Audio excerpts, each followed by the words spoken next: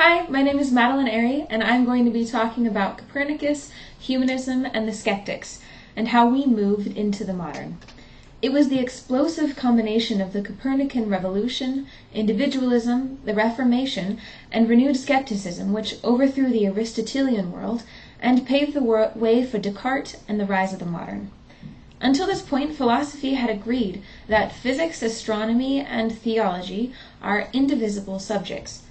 The medieval universe was finite and describable by man, as works like Dante's Divine Comedy had demonstrated. Dissenting opinion had been deemed destructive by the powers that were, and was quickly squelched. The universe was geocentric. The church was a unified authority. Man strove for a uniform perfection, and any doubts were simply kept to oneself. This system worked for 2,000 years, but when the perfect storm of dissent arose among the greatest thinkers of the day, it finally came crashing down. One of these revolutionary thinkers was Nicholas Copernicus, the great scientist and astronomer. He looked at the universe as described by Aristotle and perfected by Ptolemy, and saw that the system of celestial spheres cycling the earth and cycling within their orbits, in patterns called epicycles, was too complex and too imperfect to be the true reason for the retrograde motion of the planets. He doubted and began to investigate other causes.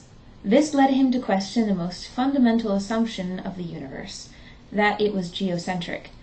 Perhaps, he thought, if the earth is not in the center of everything, it would make sense. So he put the greatest and most influential celestial object, the sun, in the center of his universe. Incredibly, it worked. If you are interested in seeing more on Copernicus's life and work, I suggest seeing the film Copernicus and His Revolutions. The link can be found below.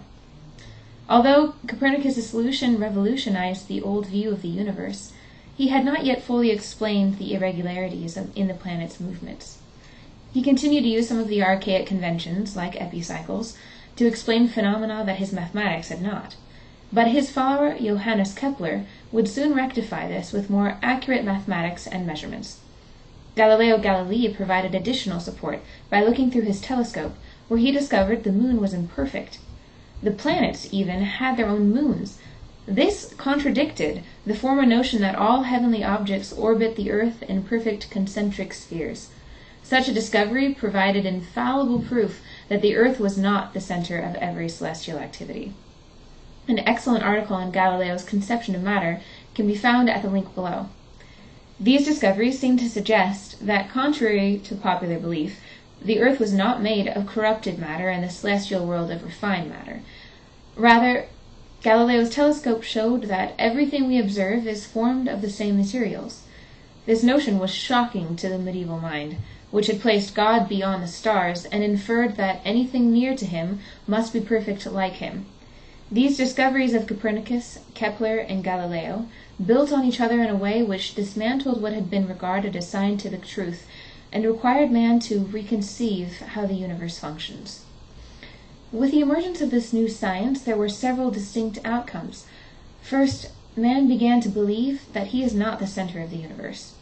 If the earth is orbiting something else, if the planets have their own moons, then the universe is no longer centered on our existence.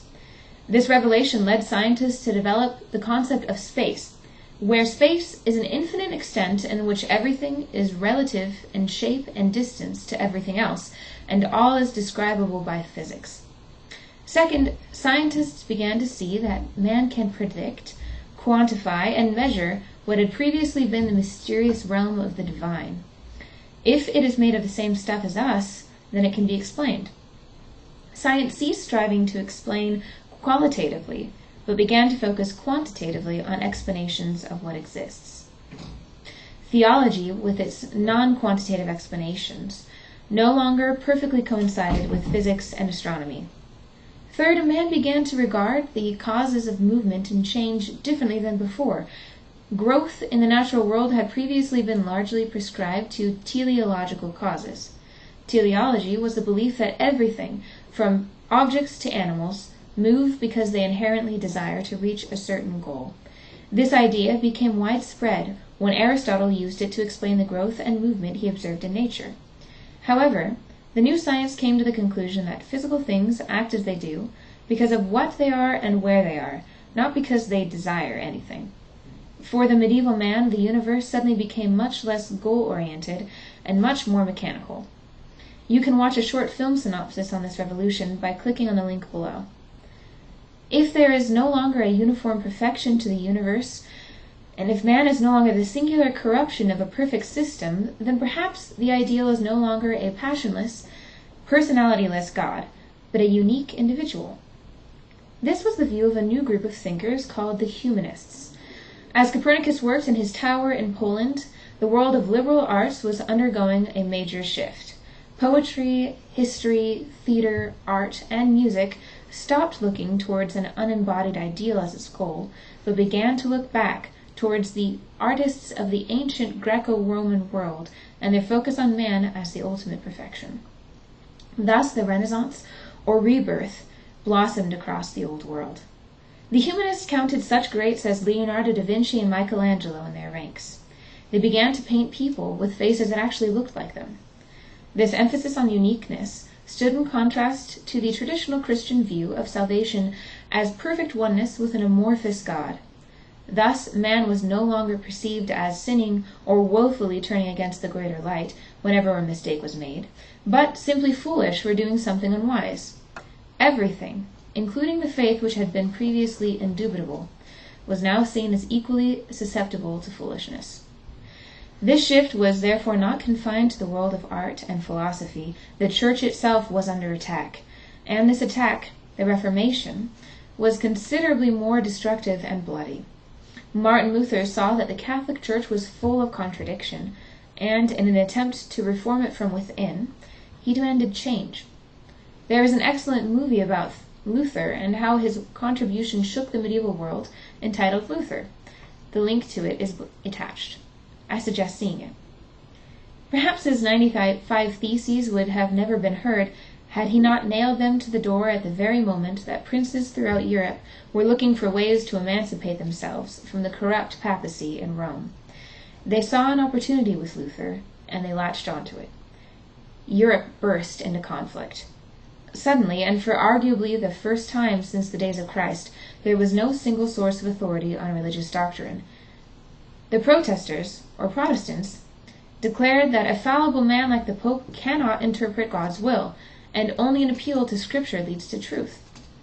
The Catholics argued that Scripture is too ambiguous and needs a human mouthpiece who can speak for God.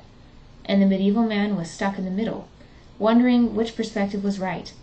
Truth was in question. Truth of the most basic and fundamental sort. What is God's will? How can I know Him? And how can I return to Him? It is not hard to see why skepticism returned.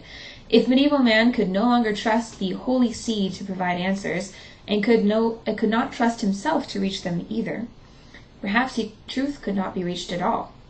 Michel de Montaigne, a philosopher of the French Renaissance, came to this exact conclusion, that truth is ultimately unattainable. He held that because even the senses cannot be trusted, each individual may interpret the same experience in a different way. This means that one can never know what the real experience is, and must therefore remain inexorably trapped in one's own mind. Because of this line of thinking, Montaigne concluded that the only thing to do is to give up. He asserted that the effort to discover truth is futile, and suggested that man make no attempt to change faith or creed. This meant that if one is a Catholic and finds that way of life satisfactory, then one should stay that way. A good summary of Montaigne's life and work can be found at the Stanford Encyclopedia of Philosophy. Check below for a link. This return to skepticism shook apart the already shaky Reformation-era worldview. What had only a century earlier been absolute and infallible was now annihilated. Science, religion, and philosophy all seemed to point to the same conclusion. Man knows nothing for sure. Yet philosophy could not long endure such confusion and contradiction, so it was natural for the next philosopher to rise from the chaos left behind by the Copernican revolution, the Reformation, humanism, and skepticism. This philosopher was René Descartes. He picked up the pieces, and, for better or for worse, reformed them so that man could comprehend a new system of life, and fit it into a relatively coherent worldview. With him came both the final death knell of the pre-Copernican world and the birth of modern philosophy.